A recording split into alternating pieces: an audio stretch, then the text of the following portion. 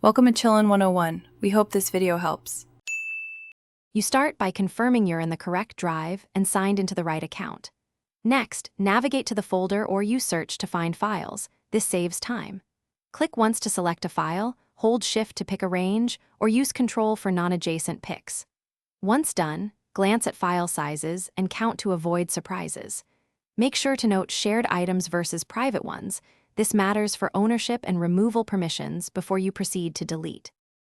Now that files are selected, delete them using the Delete key or right-click and choose Remove. You'll still see them in Trash for recovery. To reclaim storage immediately, go to Trash and choose Empty Trash. This permanently frees space.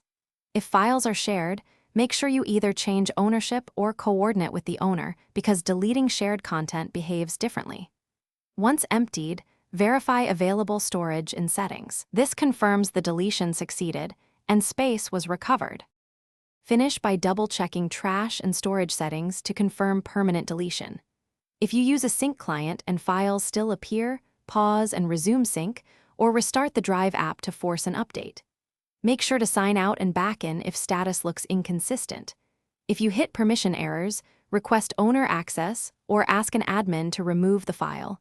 Sometimes shared ownership prevents deletion. One key troubleshooting tip: restart the app and check trash. That solves most sync and visibility problems. Thanks for watching. Consider subscribing if we helped you.